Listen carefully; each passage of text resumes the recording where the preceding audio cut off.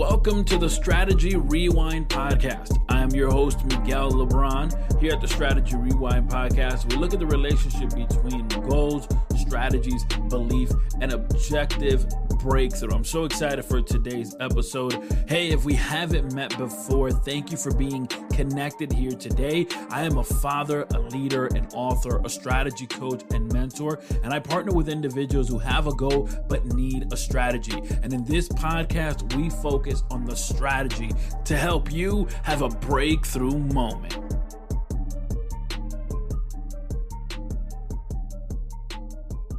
Part of effective leadership is actually understanding the people that you're attempting to serve or that you want to serve. And there's a few variables here that we really need to get into when we talk about how to serve the individuals that are at our disposal, these individuals that are at our fingertips, right? You may want to serve your community. You may want to serve individuals who maybe are less fortunate or that you understand you can provide value to them. But we have to get to a place where we actually understand them. In order to be able to serve them, we have to first understand them. Does that mean you're going to understand the ins and outs and intricate parts of every detail of that person? No, because even if you consider your own self, you'll find that within you, there are parts that you're still discovering and that you're still learning about yourself.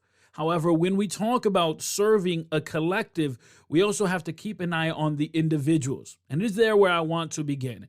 The way to actually understand or comprehend the people, the collective that you're serving, is to understand the individuals. Understand that their background doesn't look like yours. Understand that even if you share the same culture, that doesn't necessarily mean you share the same struggle. So there's no reason to clump it up and think, well, they are the same ethnicity as me, so they must have faced the same challenges as me. That's not always a given. Understanding the individual helps you to understand the collective. And when you make a decision to try to better the collective, you take under consideration the individual.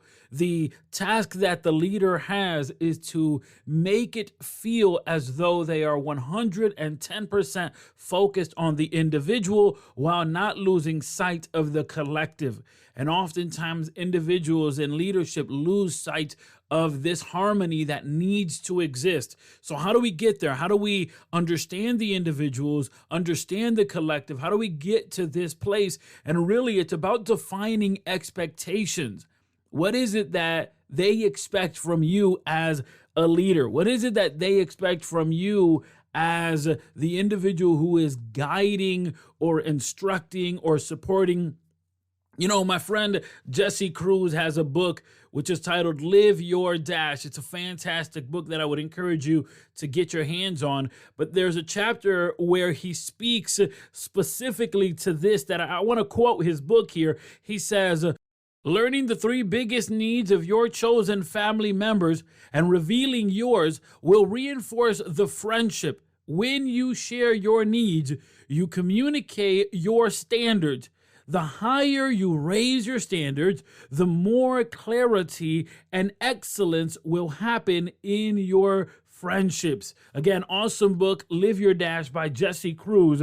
But what I want you to take from this is the fact that if you don't have honest, transparent conversations, it's going to be hard, difficult, challenging to, number one, define these expectations within the organization, but also be able to transparently understand them, understand their struggle, understand their background, understand what is happening here. It's not a one-way street when you talk about leadership. You're serving the community that you're serving, but they are also helping you grow as a leader. Because as you look to serve, you're growing and you're growing and you're growing and you're growing. And yes, this makes you a better leader, but it also makes you a better person. So the question is, how do we serve? How do we get to a place that we can provide excellent service to the collective and the individual that we are serving? We have to understand that just because they look like us doesn't mean that they've experienced the same thing we've experienced. There are so many variables. So we have to begin to establish a relationship, because in the relationship, as a leader, you'll gain influence, but you'll also gain insight as to what is happening and what are the areas that need to be addressed. You'll also be at close proximity to be able to now define what are the expectations and what are their needs. Not only what they want or expect from you as a leader, but also what is it that they need as a person. I actually sat down with someone recently and I asked them, what are the 3 things you need from me? And at first, they were surprised. They were shocked. And I said, name 3 things that you need out of me, out of our relationship.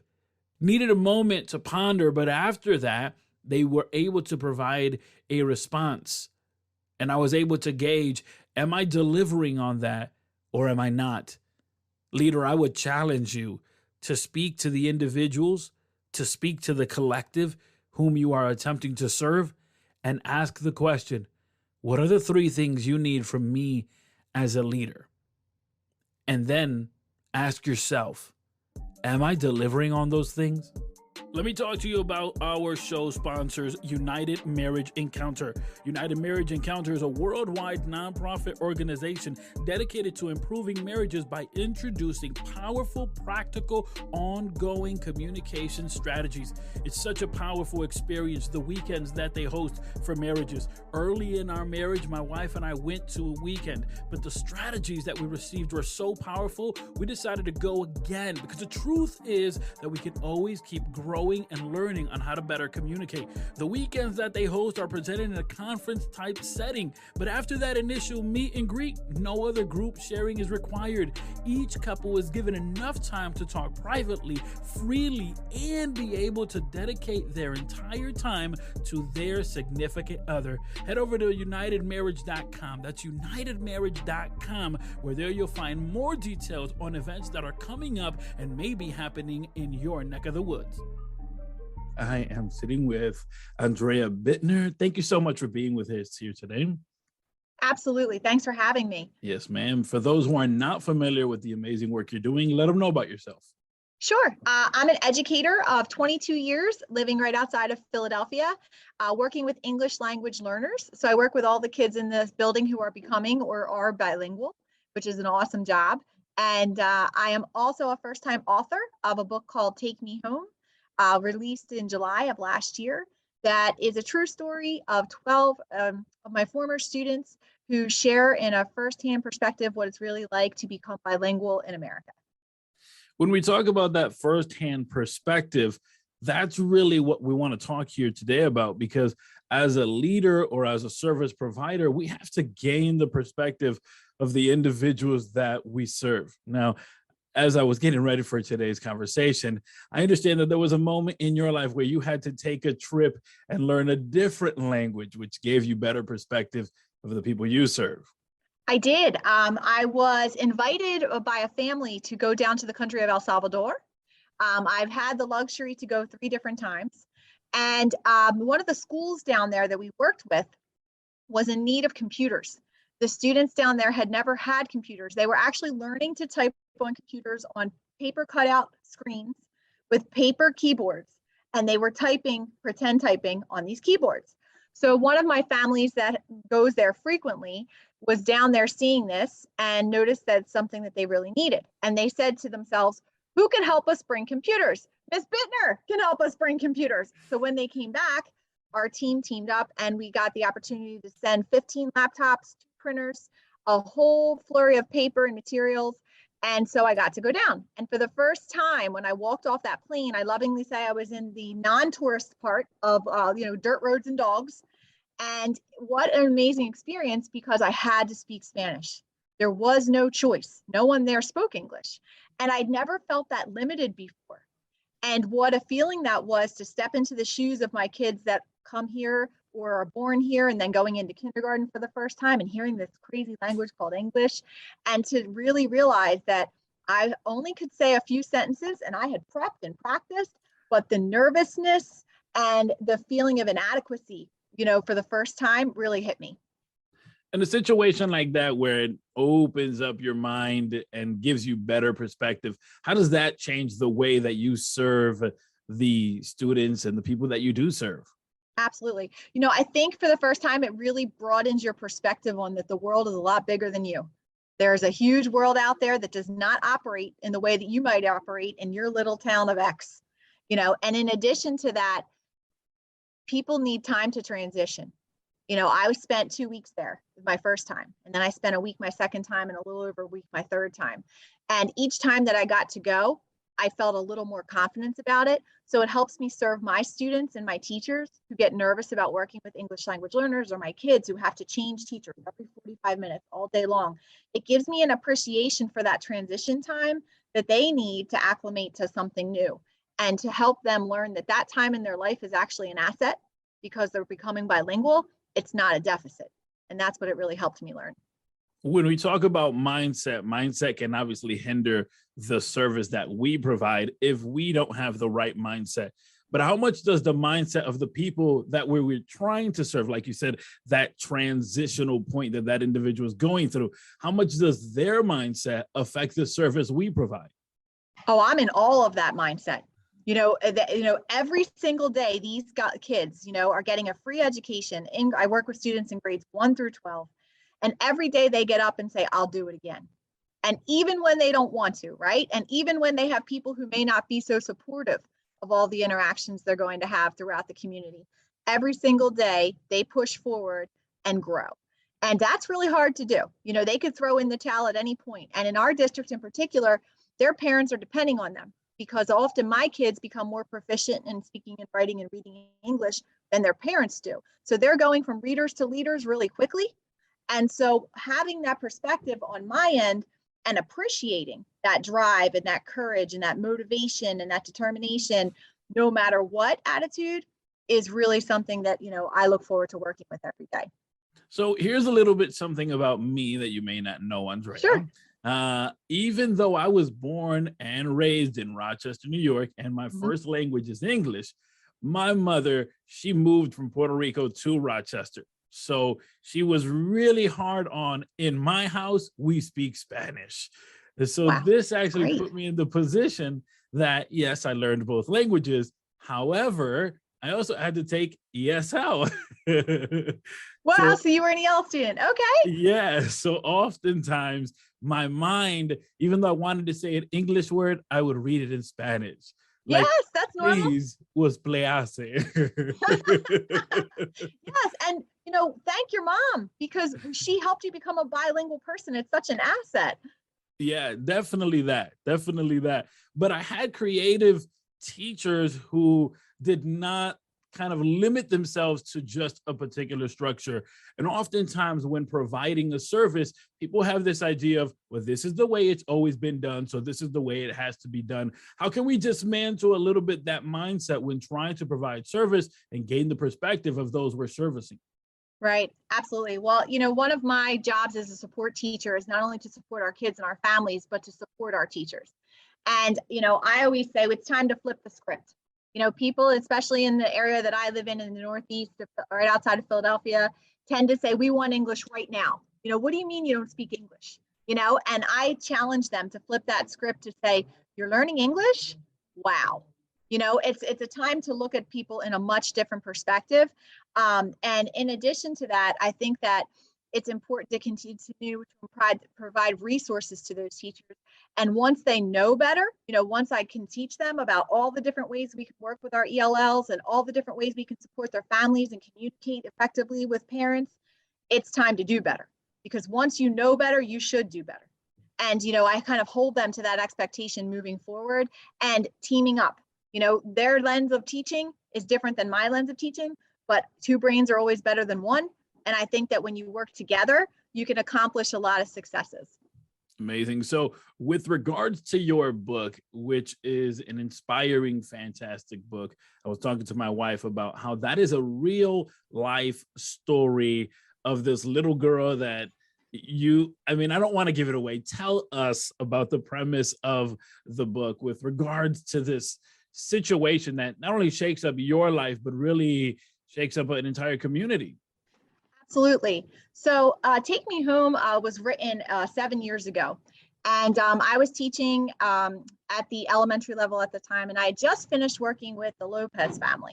I spent about 6 years working with every member of the family. There were 6 boys and 1 girl, and they were from all different walks of life, but all of this particular family was from Salvador, and many of them had crossed the border. And so I was blessed at that time to work with about 40 students, 25 different languages, and we had a real sense of community in that program.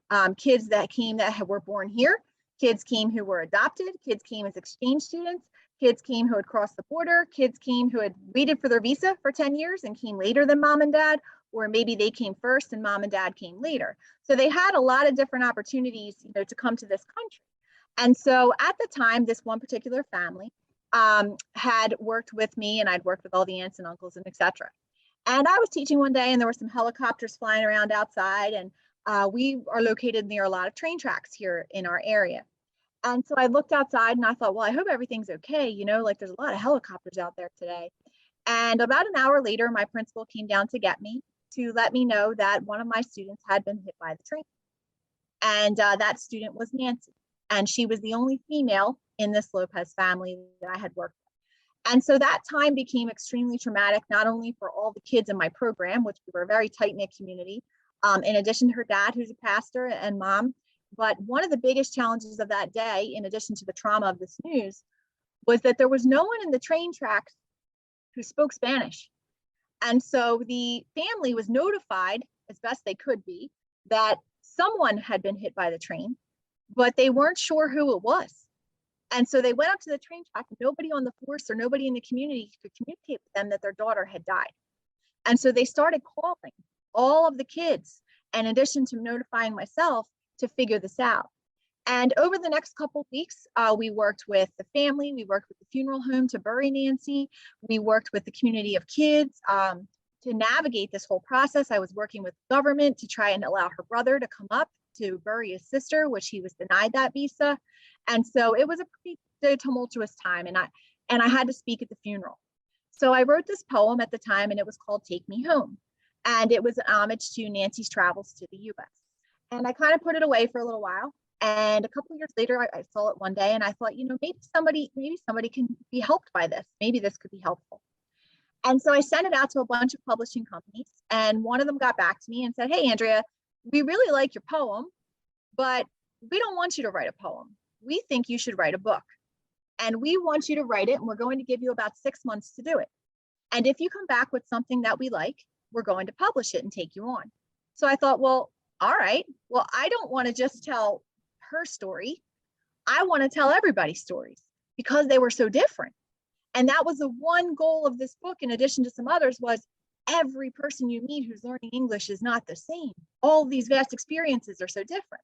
So I went back and I interviewed many of the students who are now in like their young 30s, right? And I still call them kids, but they're not kids. I actually am getting ready to teach some of their own kids now. But and I asked them this question, which I really thought was important. Everybody out there in the education world or in the business world has information on people who are bilingual. They might know their language or their culture, or think they know their traditions or their data in the education world, right? What their strengths are, etc. But nobody ever asks you, now that you're a young bilingual professional person working here in this country, no matter where your roots were, what was that really like for you? What was it really like to become bilingual?